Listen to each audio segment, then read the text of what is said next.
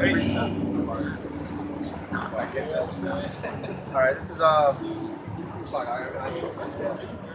this is 2 Timothy chapter 2, verse 15. Study to show thyself approved unto the most high power, a workman that needeth not to be ashamed, rightly dividing the word of truth. Right. You know, that's what we come out here and do. That's how we know what we're talking about is literal. That's how we know King James is a so-called black man. That's how we know that what happened to Yahushua is in a mythical event. You know, you gotta study these scriptures. Yep. You know, that's how we're approved of what we know, or else we wouldn't be out here teaching. These people, they're hearsay. They hear something that sounds nice and they go with it. All the people who deny, Right, they just regurgitate. yeah, like parents. Yeah. They hear it, they let it come in, they let it come out. That's all they do. Yeah, I got it. Yeah. Hey, in a lot of those different sects of religion, like the worship of Nimrod or the worship of Osiris and Isis, all they try to attribute that to Yahushua, but there's one thing that they fail at. When you read the scriptures and you thoroughly analyze it, Yahushua never came of a virgin birth. Right? So a lot they try to present that to you as if the scriptures is just mocking those religions, or the scriptures are just an echo of those religions refabricated.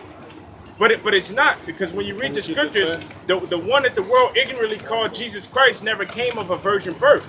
Right. He had a mother and a father. And also, another thing I want to say too is that a lot of times, you know, there's a lot of statements that they say about ancient Egypt. They don't ever give any primary source. They just say, "Oh, it's in Egypt." It's in Egypt. They don't never now as many documents that they have. They never name you. Oh, it's this paper, so you wrote this document or this wall. A lot of times they don't say shit because it's not even in there. They don't know. Like a lot of people say Horus, he had 12 disciples. Well, where is that primary document? Not because here people don't know the difference between a primary and a secondary document. A primary source is is the internet. A primary source is you telling me what Egyptian wall and what city and what museum is it at. They'll never, ever, ever tell you what primary source they get it from. You know, because I used to fall in that. And me specifically, I perceive that brother that I don't think he necessarily believed that. I think, you know, he just wanted to find an argument to propose against the people on the internet. Which, you know, I think that's what it was. Because I was like that too, you know. But at the same time, one thing I learned is no matter how much evidence you bring to somebody that coming up against you, they ain't gonna learn shit. Even if you dispute it and show 100% King James was a so-called black man, it's gonna be something else. Oh, they prove that he walked on water. Prove that he did this. Prove that you prove one thing and they're gonna go on to something else. Yeah. That's called that's called a fallacy. It's called I think exercise of futility. That's a fallacy like that. Man. Yeah, it's a speech tactic. You know, it's called exercise of futility. It's when one person they assume one thing to be wrong, so they generalize it for everything else to be wrong. You know, that's what people like to do because they're stupid. This is the reason why they can't understand, because you know the Most High chose their delusion. It's not meant for them to understand. This is Matthew 13:10. And the disciples came and said unto him, Why speakest thou unto them in parables? He answered and said unto them, Because it is given unto you to know the mysteries of the kingdom of heaven, but unto them it is not given. For whosoever hath, to him shall be given, and he shall have more abundance.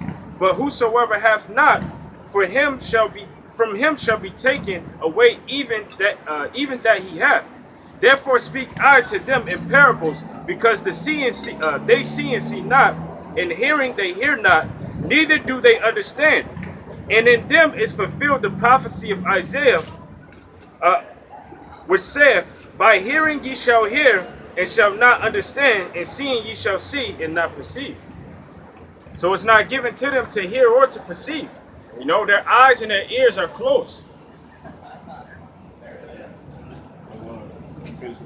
Yeah, I got something else, because we were talking about the Bible and how originally it was written in Hebrew. It wasn't until the Greek Empire that the Bible was translated into what is known as it wasn't until like the Greek and the Roman Empire to where it was translated into Greek. But I'll just read a little excerpt out of the Josephus. This is book 12, chapter 2, reading at 4 and the 36th excerpt. It says, Demetrius to the great king, which is a Greek. It says, when thou, O king, gavest me a church concerning the collection of books that were wanting to fill your library, and concerning the care that ought to be taken about such as are imperfect, I have used the utmost diligence about those matters, and I let you know that we want the books of the Jewish legislation. You know, why do all of these nations and people want the books of the Jewish legislation? Because it's full of knowledge, right? It says, and I let you know that I want the book of the Jewish legislation with some others, for they are written in Hebrew characters, and being in the language of that nation are to us unknown. It hath also happened to them that they have been transcribed more carelessly than they should have been, because they have not had hitherto royal care taken about them. Now it is necessary that thou shouldest have accurate copies of them, and indeed this legislation is full of hidden wisdom and entirely blameless, in being the legislation of God. So these Edomites, even the Edomites that rule over, they know that the scriptures is a legislation of God, and they know that it's blameless. And when they get it, and they try to rule over it with it in an evil way, with evil intentions. You know, so even the so-called white man and the most wicked of the so-called white man knows that this book is true. But them being the devil, they're gonna try so hard to prove to the people that it's not. Right. You got it up. All right, so we're gonna switch up the topic right now. We're gonna go into the virgin birth. The brother had mentioned it. That was his spirit, because that's what I was going into in the scriptures. So I'm gonna start off because it's crazy. You know, I was talking to this guy at work, and he was like, you know, a lot of the stuff that I was saying to him, you know, he was like, he can connect with it, you know. But he said the only thing is that virgin birth. He said that virgin birth, he can't, he don't believe nothing else. He actually believes she got impregnated by a spirit and had a baby, you know. So we're gonna go through the scriptures and see if that's so, or if that's just a mythology. All right, you know. So we're gonna start with let's go to Luke chapter 1. In Luke chapter 1. We can get I got something. let me get I'm gonna wait on that one right there. Yep. Let me get Matthew 1. Let me get Isaiah. Is it 7 to 14? Isaiah 7 to 14. And we're gonna start it here. All right, okay. Yeah, just let me know what you're doing. You see there? All right, start from 5.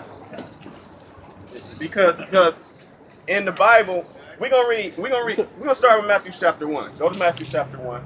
Because this is the thing that everybody get clogged up on, because they said that she was a virgin and she was going to conceive, all right? Back in the days of Israel, our customs were our women weren't hoes, all right? So when you had a wife, or you were betrothed with a spouse, you had a wife that was espoused to you, you know what I'm saying? That woman didn't have no mushroom tips up in her before, all right? She didn't be with no other guy, nothing like that. So the whole argument is like, how did she get pregnant? So we're gonna go through it. Read Matthew chapter 1, starting from when it comes into right before Joseph and Mary, right after the genealogy.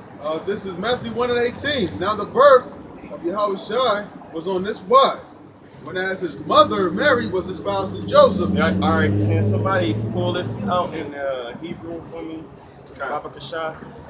Because we're going into the Hebrew and the Greek.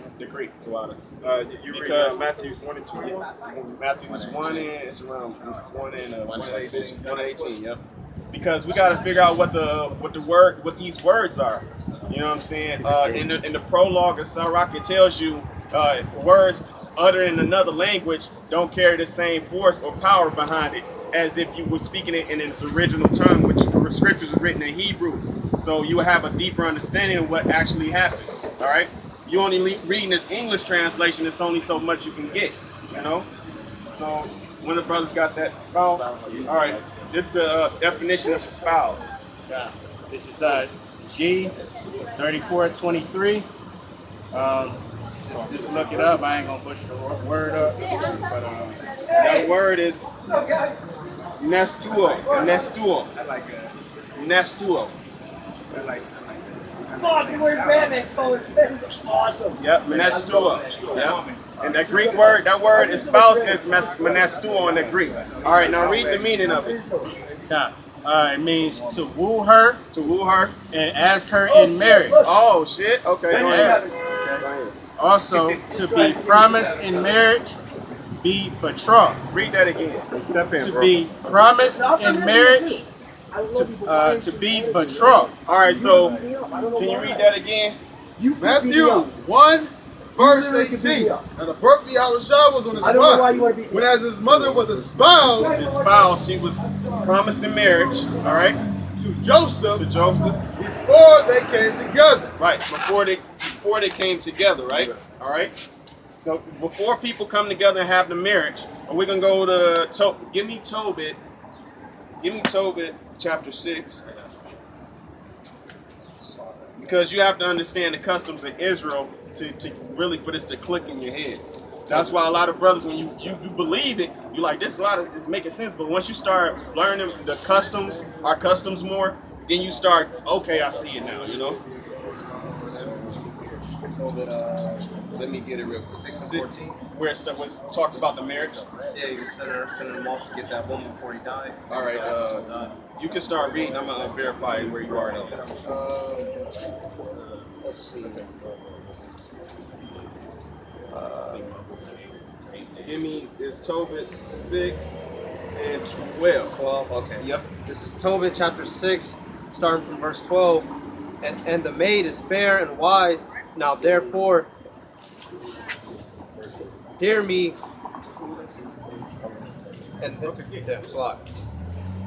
And I will speak to our father. And when we return from what's that? Ragis. Yeah, that's a guy. Yeah, I think that was a guy. Or that was a guy. One of the guys who's going to meet, right? No, I think this is the city. Or something. Okay, yeah. All right. Well,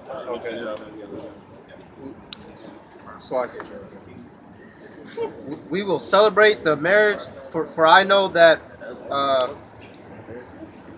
Raguel cannot marry her to another according to the law of Moses, but he shall be guilty of death, because the right of inheritance doth rather appertain to thee than to any other. All right, see that's just telling you about the law of Moses right there. All right, now give me Mark 6 and 33. 33? Yeah, because the word came together. I'll look it up. You read 1 and 18. Yeah, because I'm gonna need one of the brothers to stay on that Hebrew. This is not when you need Hebrew. All right. This is Mark chapter 6, verse 33. And the people saw them departing, and many knew him, and ran afoot thither out of all cities, and went out them, and came together unto him. Now we need to get that word came together. Mark 6 and 33.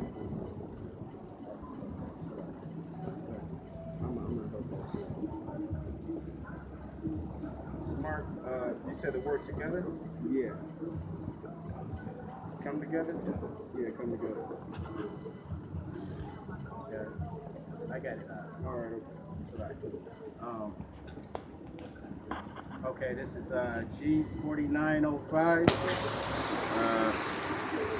Okay, now you say say it again. Let the devil say it. Yeah. Strong's G4905. Suner Hamad. Right. So that word pretty much means to assemble. All right, that's the custom for our people when we you espouse somebody and then what they come together. So if you can read that again.